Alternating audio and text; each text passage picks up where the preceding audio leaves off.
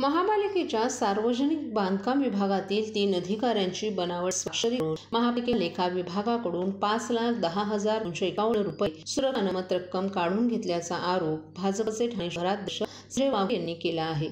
या संदर्भात त्यांनी पालिका आयुक्तांना निवेदन देऊन 3 विरोधात फौजदारी गुन्हा दाखल करून संबंधित ठेकेदार कंपनीला तात्काळ काळ्या यादीत टाकण्याची मागणी केली आहे। ठाणे महापालिकेच्या वर्तकनगर प्रभाग समिती क्षेत्रातील विविध शौचालयांच्या दुरुस्तीच्या कामांचा ठेका जान्हवी कन्स्ट्रक्शनचे मालक संजय घोसाळकर यांना 2017 मध्ये देण्यात आला होता। 1,77,52,000 रुपयांचा हा ठेका होता। या ठेक्यासाठी कंपनीनं महापालिकेत 5,10,251 रुपयांची अनामत रक्कम जमा केली होती। महापालिकेचे कनिष्ठ अभियंता सुधीर सोनावणे, उपअभियंता शैलेंद्र चारी आणि कार्यकारी अभियंता प्रकाश खडतरे यांच्या बनावट स्वाक्षऱ्या करून अनामत रक्कम काढून घेण्यात आली आहे। या प्रकरणी भारतीय भ्रष्टाचार निवारण संस्थेनं केलेल्या तक्रारीच्या आधारे पालिकेनं चौकशी केली आहे। यामध्ये स्वाक्षऱ्या अजित सिंग, अभिषेक सिंग आणि संतोष पवार यांनी केल्याचं स्पष्ट झालं आहे, असा दावा वाघोले यांनी केलाय। जान्हवी कन्स्ट्रक्शनचे मालक संजय घोसाळकर यांना कारणे दाखवा नोटीस बजावण्यात आली होती। तसंच लेखा व वित्त विभागानं 17 ऑगस्ट रोजी बनावट स्वाक्षऱ्या प्रकरणी संबंधित अधिकाऱ्यांना कायदेशीर तक्रार दाखल करण्याचंही सुचवलं, परंतु 5 महिन्यानंतरही महापालिकेकडून कारवाई झाली नसल्याचा आरोपही संजय वाघोले यांनी केलाय।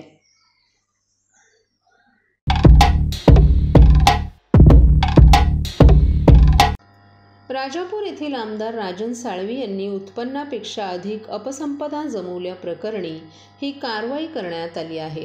5 पथकाच्या माध्यमातून त्यांच्यावर कारवाई सध्या सुरू आहे। 2009 ते 2022 मध्ये त्यांच्या उत्पन्नापेक्षा अधिक संपदा जमा केल्याप्रकरणी छापा टाकण्यात आला आहे। या प्रकरणी त्यांची पत्नी आणि मुलगा यांचा देखील यात समावेश आहे। कलम 13(1)ब आणि 13(2) याप्रमाणे कारवाई करण्यात आली असल्याची माहिती ठाणे लाचलुचपत विभागाचे अधीक्षक सुनील लोखंडे यांनी दिली आहे। काय नेमकं कारण समोर आलं? रत्नागिरी येथील जो राजापूर मतदारसंघ आहे विधानसभा, त्यांचे आमदार जे आहेत राजन साळवी यांच्या विरुद्ध आज रत्नागिरी सिटी पोलीस स्टेशनला अपसंपदेबद्दल गुन्हा दाखल झालेला आहे। यामध्ये गुन्हा दाखल करताना 2009 ते 22 या कालावधीमध्ये ते ज्या लोकसेवक या पदावर होते त्या पदावर असताना जी अपसंपदा ग्रहण केलेली आहे त्याबद्दल हा गुन्हा दाखल झालेला आहे आणि त्याच्यामध्ये त्यांना अपसंपदा धारण करायला ज्यांनी मदत केली त्यांचा मुलगा आणि पत्नी यांच्या विरुद्ध पण ह्यामध्ये कारवाई केली जाणार आहे। आज सकाळी गुन्हा दाखल केलेला आहे आणि एसीबीच्या 5 टीम तिथे घरझडती आणि विविध ठिकाणी छापे कारवाईसाठी तैनात आहे। आज त्यांची तिथे कारवाई सुरू आहे। सर, काय नेमकं छाप्यामध्ये मिळून येऊ शकतं आणि कशा प्रकारची कारवाई भविष्यात होऊ शकते? छाप्यामध्ये बहुतांश आपण त्या ठिकाणी इतर काही जी आता चौकशी झाली त्या व्यतिरिक्त काही मालमत्ता आढळते का किंवा कुठले मालमत्तेसंबंधीचे कागदपत्र आढळतात का याबद्दल सविस्तर कारवाई केली जाते।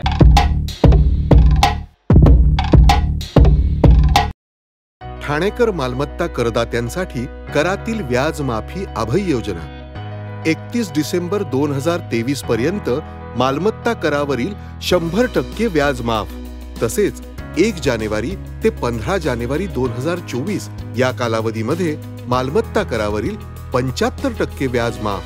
त्याचप्रमाणे 16 जानेवारी ते 31 जानेवारी 2024 या कालावधीमध्ये मालमत्ता करावरील 50% व्याज माफ। तरी सदर व्याज माफीच्या अभय योजनेचा ठाणेकर करदात्यांनी लाभ घ्यावा। महानगरपालिकेच्या कोणत्याही संकलन केंद्रावर कर भरण्याची सोय आहे। एटीएम, डेबिट, क्रेडिट कार्डद्वारे कर भरण्याची सुविधा उपलब्ध करून देण्यात आली आहे। सोमवार ते शनिवार या दरम्यान सकाळी 10:30 ते सायंकाळी 5 वाजेपर्यंत संकलन केंद्राची वेळ असून करदात्यांच्या सोयीसाठी रविवारी संकलन केंद्र सकाळी 10:30 ते दुपारी 1:30 वाजेपर्यंत सुरू ठेवण्यात येत आहे।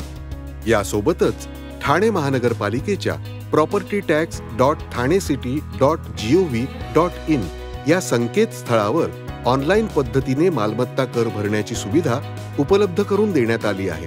तसेच गुगल पे, फोन पे, पेटीएम आणि भीम ॲपद्वारे आपला कर सुलभतेने जमा करू शकता.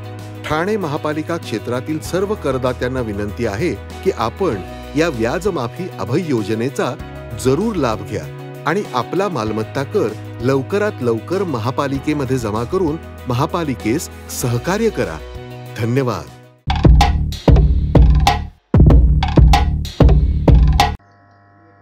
जन्मतः अंध असली तरी प्रभू श्रीरामाप्रती तिची भक्ती मात्र डोळस आहे. ठाण्यातील 11 वर्षीय श्रेया शिंपी ही जन्मतः अंध असून तिला अयोध्येतील प्रभू श्रीरामाच्या प्राणप्रतिष्ठापनेला जाण्याचा योग आला नसला तरी आपली भक्ती व्यक्त करण्यासाठी तिनं चक्क रामनामाचं गाणं गाऊन रसिक भाविकांचं लक्ष वेधलंय. ठाण्यातील पाचपाकाडी टेकडी बंगला येथील अष्टविनायक दर्शन सोसायटीत राहणारी श्रेया शिंपी ही राहुल आणि स्वाती शिंपी या दाम्पत्याची एकुलती एक मुलगी.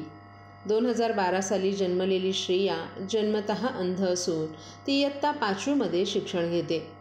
दोन्ही नेत्रांनी दिव्यांग असली तरी श्रेया ही नौपाड्यातील ब्राह्मण विद्यालय या नियमित शाळेत शिकत असून प्रत्येक परीक्षेत शाळेत ती नेहमीच पहिली येते. श्रेयाचे आजोबा घरच्या घरी हार्मोनियम आणि बासरी वाजवायचे, एवढाच काय तो कलेचा वारसा शिंपी घराण्यात होता. परंतु अनुवंशिकता म्हणा अथवा अन्य काही चमत्कार, श्रेया बालपणापासूनच संगीत आणि गायन कलेत पारंगत होत गेली. श्रेयानं आजपर्यंत 200 गाणी गायली आहेत. तसंच अनेक गाण्यांच्या स्पर्धा आणि कार्यक्रमांमध्ये श्रेयानं आपल्या कलेचं सादरीकरण केल्याचं तिच्या आईवडिलांनी सांगितलं. अयोध्येतील राममंदिराच्या प्राणप्रतिष्ठापनेच्या पार्श्वभूमीवर सध्या देशभरात रामनामाचा जागर होतोय. या पार्श्वभूमीवर गीतकार प्रवीण भालेराव यांनी रचलेल्या आणि संगीत संयोजक अनिल वैती यांनी कंपोज केलेल्या श्रीरामावरील बोलो राम राम राम या गाण्यासाठी त्यांना सुयोग्य असा आवाज हवा होता. त्यासाठी अनेकांच्या चाचण्या केल्या होत्या. मात्र चिमुकल्या श्रेयाच्या आवाजाची त्यांना भुरळ पडली आणि पहिल्याच प्रयत्नात श्रेयानं हे गाणं गाऊन एक वेगळा आविष्कार दाखवला. श्रेया नेत्रहीन असली तरी श्रेया स्वावलंबी आहे. ती अभ्यासासोबतच आपली सर्व कामं स्वतःच करते. प्रभू श्रीरामासाठी गाणं गाण्याची तिची इच्छा होती. तिची ही इच्छा आता पूर्ण झाली आहे.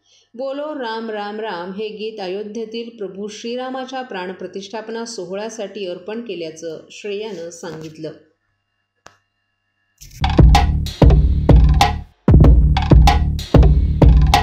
ठाणे जिल्ह्यातील मतदार यादीमध्ये 12 जानेवारीपर्यंत आणखीन 48,471 मतदारांची वाढ झाली आहे. 27 ऑक्टोबर 2023पर्यंत 63,43,889 मतदारांची नोंद झाली होती. त्यानंतर ही मोहीम पुढेही सुरू राहिली होती. त्यानुसार आता एकूण मतदारांची संख्या 63,92,360 इतकी नोंद झाली आहे. नवमतदारांमध्ये सुमारे 40,000ची भर पडल्याचंही दिसून आले. केंद्रीय निवडणूक आयोगाकडील निर्देशानुसार 1 जानेवारी 2024 या अहर्ता दिनांकावर आधारित छायाचित्रासह मतदार यादीचा विशेष संक्षिप्त पुनरीक्षण कार्यक्रम जाहीर झाला आहे. या कार्यक्रमामध्ये निवडणूक आयोगानं विशेष संक्षिप्त पुनरीक्षण कार्यक्रमाच्या तारखांमध्ये बदल केला आहे. त्यानुसार ठाणे जिल्ह्यात 22 जानेवारी रोजी 18 विधानसभा मतदारसंघांची एकत्रितकृत प्रारूप मतदार यादी जिल्हाधिकारी आणि जिल्हा निवडणूक अधिकारी यांचं कार्यालय, संबंधित मतदार नोंदणी अधिकारी यांचं मध्यवर्ती कार्यालय, सहाय्यक मतदार नोंदणी अधिकारी यांचं कार्यालय तसंच सर्व मतदान केंद्रांवर मतदान केंद्रस्तरीय अधिकारी यांच्यामार्फत प्रसिद्ध केली जाणार आहे. पुरुष मतदारांची संख्या 34,49,490 तर स्त्री मतदारांची संख्या 29,41,442 आणि इतर मतदारांची संख्या 1,228 एवढी नोंद झाली आहे. त्यातही मतदार नोंदणीमध्ये 18 ते 19 वयोगटातील मतदारांची संख्या 30,130 वरून 69,720 एवढी झाली आहे.